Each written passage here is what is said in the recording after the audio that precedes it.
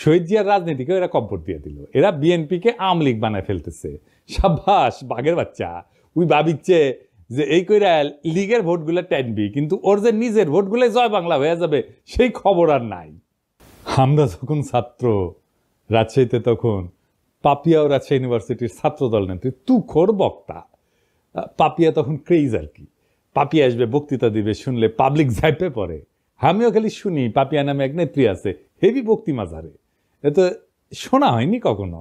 তো এর মধ্যে পলিটেকনিকে ইলেকশন হবে, আমি কাজ করতেছি দিন রাত, এটি আমাদের ক্যান্ডিডেট আছে, ভালো ক্যান্ডিডেট জিতবে আমরা জানি। হেভি গরম পড়িছে, রাজশাহীর গরম তো জানেন, চান্দি ফাটানো গরম।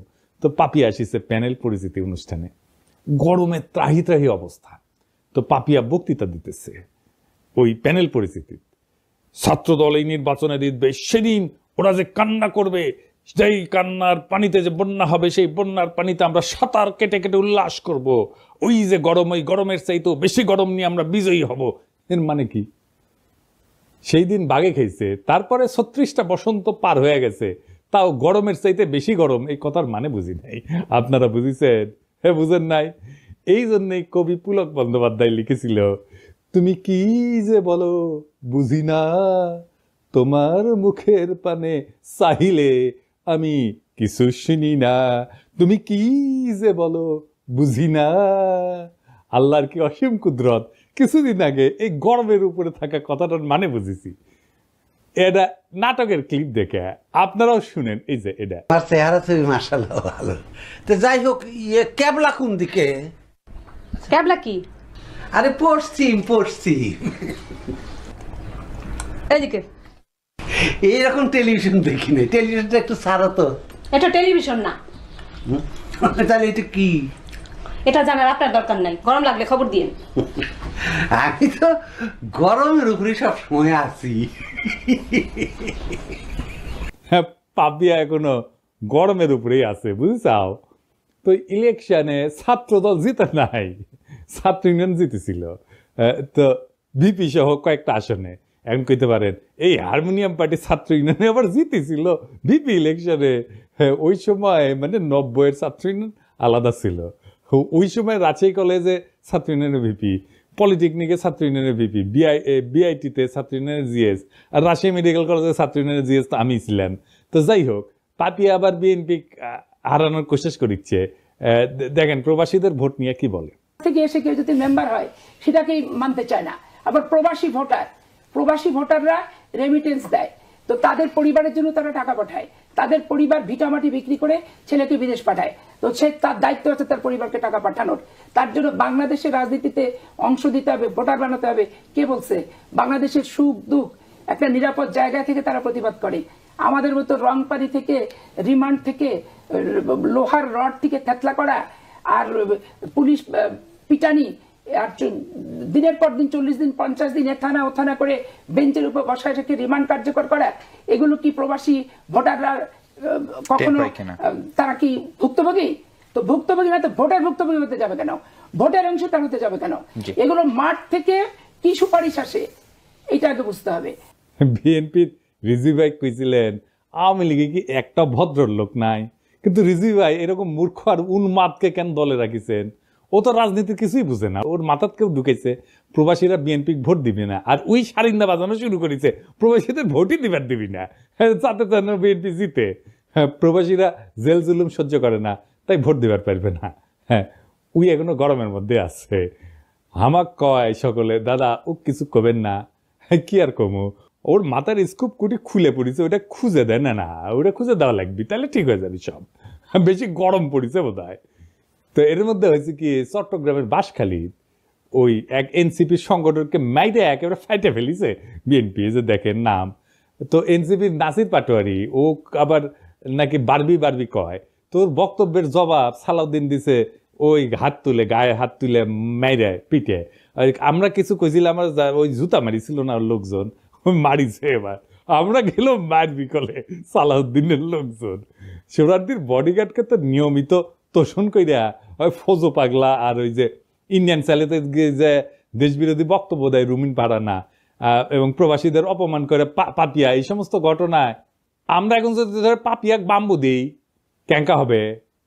এক নাসির পাটোয়ারি একটা রাজনৈতিক বক্তব্য দিছে, আর শুরু হয়ে গেল প্রকাশ্যে হামলা। চরমনাইকে সালাউদ্দিন সাহেব বলছে চরের দল। আর কয়েকটি দল সরোয়ার্দী উদ্যানে জনসভা করেছে, বলছে সংসদের নিম্ন কক্ষেও অনুপাত চাই, উচ্চ কক্ষেও অনুপাত চাই, অনুপাত ছাড়া নাকি বাংলাদেশে নির্বাচন হবে না।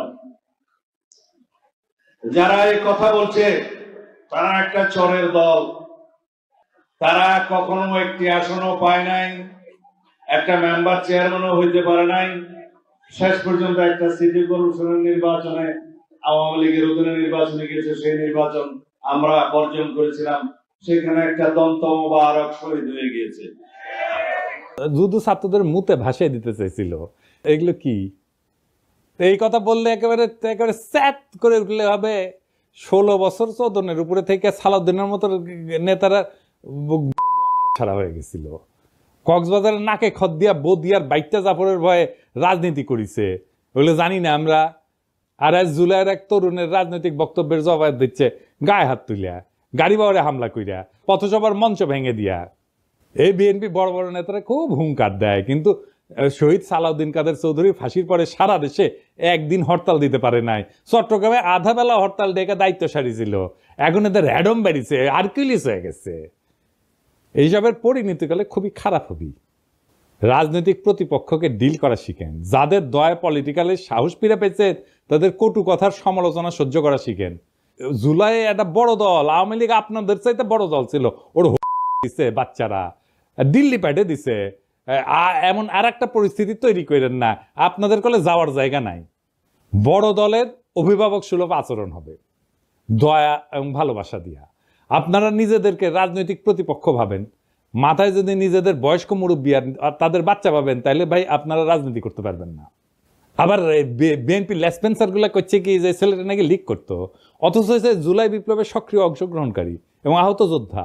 গত জুলাই সে মাথা এবং পায়ে ছলরা গুলি খাইছিল এবং আহত হওয়ার পরে এই ব্যাপারটা সরকার কিন্তু যাচাই করছে, লাইভ এসে জুলাই যোদ্ধা কার্ড দেখাইছে যে দেখেন। ইতিমধ্যে একটা খবর আমরা পেলাম যে বাঁশখালী, চট্টগ্রামের বাঁশখালীতে আমাদের একজন সংগঠক এবং আমাদের নেতা একই সাথে গত জুলাই সে আহত, গুলিবিদ্ধ, তার পায়ে এবং মাথায় ছড়া গুলি যেটা সেটা সেই মানে আহত সে, এবং সে এনলিস্টেড আহত, যেটা মানে সরকার কর্তৃক যেটা জুলাই যোদ্ধা কার্ড দেওয়া হয় আর কি আহতদের জন্য। এরপরেও যদি তাকে মারা জায়েজ করার জন্য লিগার বানাইতে চান তাহলে আর কিছু বলার নাই। হ্যাঁ, আওয়ামী লীগের সাথে যে আচরণ করেছিলাম আমরা আপনাদের সাথে সেটা শুরু করব, এবং এটা করলে আপনাদের চটি বাটি গোল হয়ে যাবে, কয়ে দিলাম আগে থেকেই। আবার দেখেন বিএনপির এক যুব নেতা স্লোগান দিচ্ছে, তুমি কে আমি কে বাঙালি বাঙালি। শুনুন।